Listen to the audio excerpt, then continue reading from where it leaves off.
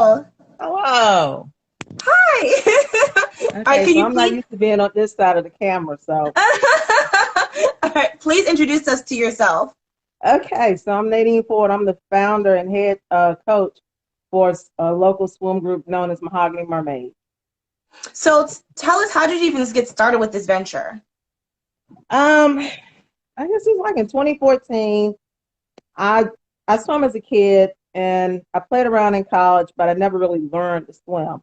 So in 2014, I decided, it's time to learn to swim. So I took lessons and used to being in group activities, especially practice. So when it was time to practice, you're in the pool, you're kind of by yourself. Well, I got bored, so I started reaching out to friends. I'm like, hey, do you know how to swim? And they're like, a little bit. I want to learn. I want to learn. I was like, well, look, I'm taking lessons. Come on and join me, and we can practice what I learned in lessons. And from there, it just kind of grew. Like I would swim with people that knew how to swim. So the challenge would be, you get in the pool with them, like, okay, you catch me, you catch me. And I remember one woman, Kiana House, she's so funny because she's really nice. She's like, come on, you can do it. You can catch me. You can catch me. And for weeks, I'm swimming behind her and I am like looking at her feet and I'm getting mad. Well, one day it clicked and I'm swimming. And, in my head, I'm like, I'm never going to catch Kina. And I looked up and I was at her ankle. And then I heard the theme from Jaws kick in. Dun, dun, dun, dun, dun, dun. So I caught up with her. And then after that, we started telling people, oh, yeah, we swim on Tuesday and Thursday at the Aquatic Center. Come and join us. And more people, more and more Black women actually started showing up. And then from there, it really just grew. So what do you think is the difference between teaching a child how to swim versus teaching an adult how to swim? You know, it's a few things. A child usually they don't have that fear or they don't have the Hmm. baggage. So they just want to get in. However, with adults, they'll have determination. So they may have that fear, but it's like, you know what, I want to learn to do this. So they get in there and do it. Adults, obviously, for the most part, will listen more than children. Um, but it's rewarding on both ends. I've taught from 6 months up to 60 years. And it's just, it's once well, 6 months, they don't know. They just happen to be here. But like when you Yeah, get the 9 year olds and yeah. they get in that deep water and they realize what they can do, or if you get a had a group 2 weeks ago, grown women, professionals, they learn how to tread water in 10 feet. They were just like the kids. It's like this freedom came across them and they didn't want to get out the pool. I'm like, y'all, I got to go. I've been here all day. I'm tired. So yeah. What a rewarding job you have. That's so cool. Okay. How does swimming help gain confidence in your life? It's it really depends on where you come from. Like for me, I grew up around swimming. I grew up around water. I think the only person I knew who didn't swim was my mom, but she wasn't afraid of water. For other people who may have had experiences in life where somebody drowned or they almost drowned or they're having something holding them back, when they get in that water and they, like I say, especially in the deep end, when they can jump in, resurface, tread water, even if it's just for 20 seconds, and then swim 25 yards, which is what we require, it's like this huge accomplishment because this may have been something that held them back their whole life. It may have been, we have coaches who have had relatives drown, like dead from swimming. And for them to pass it on to someone, their knowledge on to someone now to prevent that, it's amazing. So it's just a bunch of little stuff that kind of adds up to it. Where did you come up with the title Mahogany Mermaids? So everyone knows that if somebody swims and they're a woman, they're a mermaid. Um, and which is cute. One day I had to get my swim bag because I'm in the South and we put our initials and get everything monogrammed. So it's time Yup. to get my bag monogrammed. And when I went to get it, the guy was like, what do you want? And I know I wanted something mermaid. And I was sitting there, it's just like one of those things. It's like, mahogany, because I like the movie Mahogany. Mahogany Mermaids. And he was like, okay. And well, it was Mahogany Mermaids because I was the only one. And then from there it just kind of grew. I love So now we're that. Mahogany Mermaids.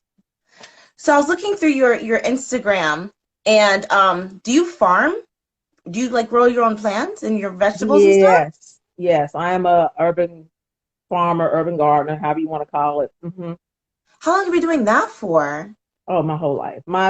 That was one of the things my grandmother on my mom's side, my maternal grandmother, grew up on a farm. It was self-sustaining. So they only left to get sugar and cloth. My paternal grandmother was an herbalist. So it was, I think the first time I can remember doing my own planting, I was probably 7 years old. Yeah.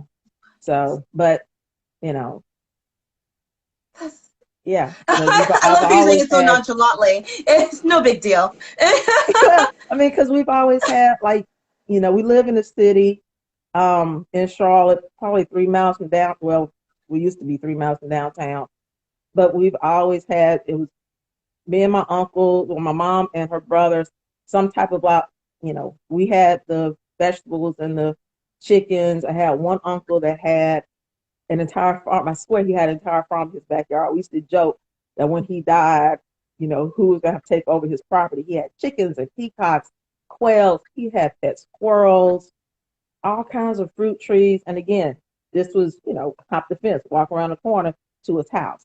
Eggs. I didn't know how to buy store-bought eggs, so I went to college.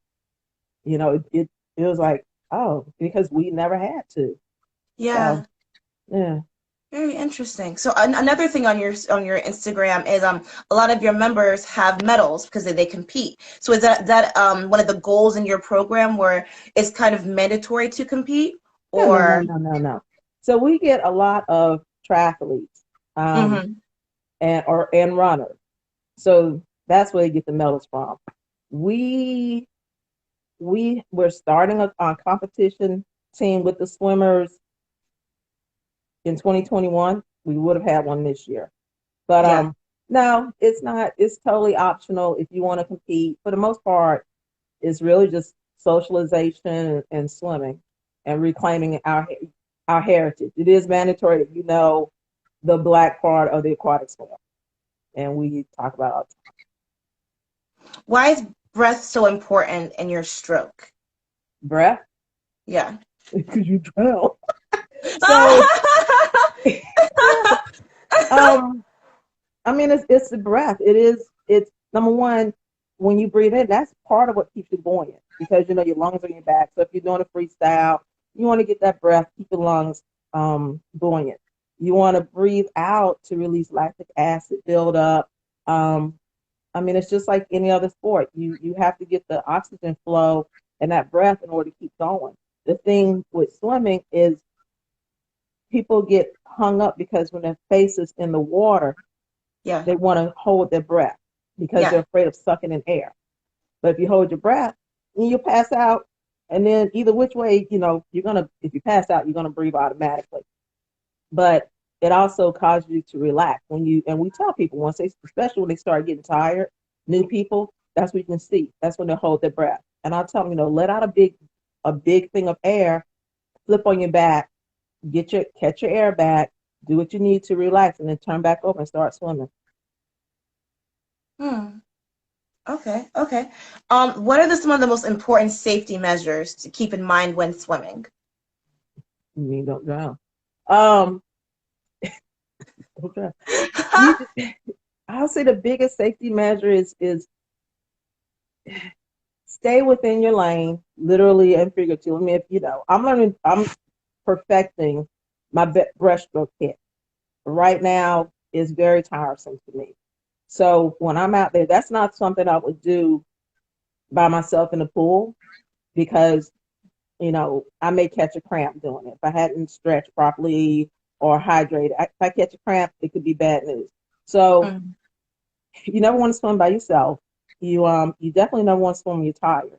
Um, and be aware of your surroundings. If I'm out swimming in open water, then I have to dress appropriately. I want to make sure I have my buoy on so that boats going by can see me. If it's cold water, I want to make sure I have on my wetsuit. If I'm in the pool, um, You know, I want to make sure that there's no electrical units anywhere by.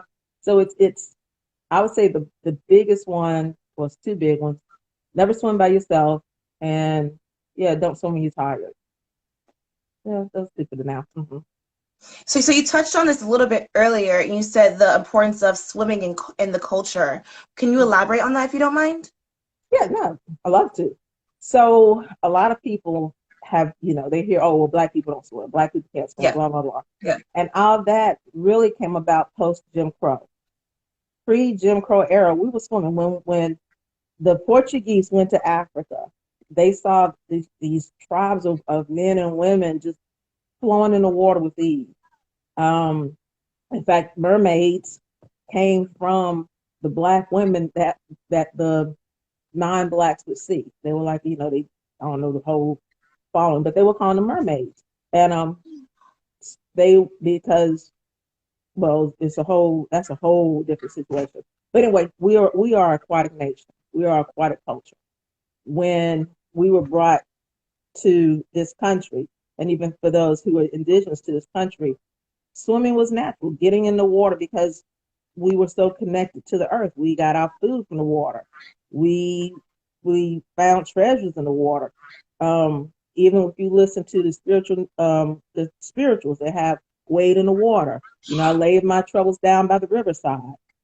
The Ohio River was the original Underground Railroad. A slave by the name of Tice Davis, running away to his freedom, he jumped in, he swam.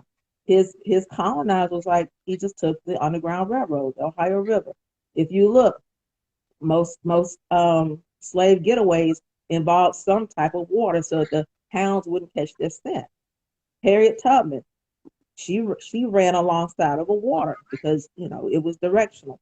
So it wasn't until Jim Crow when the white people were like, hey, we don't want these black men in the water with our precious white women, that this myth of, well, black people can't swim. And these are all the reasons why started popping up. Even with our hair, they'll tell women, oh, well, you can't swim because of your hair. But you never hear them say, well, you can't swim because of your skin. We know how to Yeah. take care of our skin. We get ashy, we put lotion on. But we've been led to think, oh, I don't know how to do with my hair post swim. Honey, this is my hair post swim. It's braided up. It's moisturized. I'm good to go. If I need to pop out somewhere, I take my hair down. If because I love my hair, however my hair looks is how my hair looks. I'm not going to let other people's issues with my hair affect me. But we've been so cultured that, oh, well, her hair looks like, yeah, well, so what? What does that mean? But all that being said, we work to let people to reclaim what's in our DNA, which is being aquatic. Wow. What state are you located in? North Carolina, Charlotte, North Carolina. Oh man, that's more incentive to go to North Carolina now because there's this meditation retreat that I really want to attend, but the way COVID's set up, it's on my list though, and I definitely want to come and swim with you if you wouldn't mind one week. Yeah, no. Which retreat is it? What is it called? Convergence lifestyle. Okay. It's either North or South Carolina. Mm-hmm. Which, but I definitely that's on my to-do list. Hopefully, maybe 2021, 2022. Let's see how COVID works. Okay, so where can we like you, stalk you, follow you, all that fun stuff? Um, well, we're on Instagram. Oh, I think we're what? M Mermaid Swim. In Mermaid Um, Swim. because there are two Mahogany Mermaids. One is a STEM group, and she has the brown silhouette with the green crown.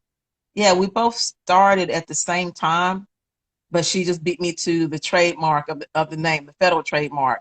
So we're trademarked within our state. But yeah, MM Swim, M Mermaid Swim on Instagram, or Mahogany Mermaids on Facebook. I have to remember these things. Because the reason why I even saw your program is I was at brunch, and on the TV I was just saw these black women swimming, and I was like, what is this? And I was just so curious. So that's so funny how like life works like that. Okay, last question, then I'm gonna let you go. What's the difference between passion and purpose, or is there even a difference? Oh man, really? That's a good one. I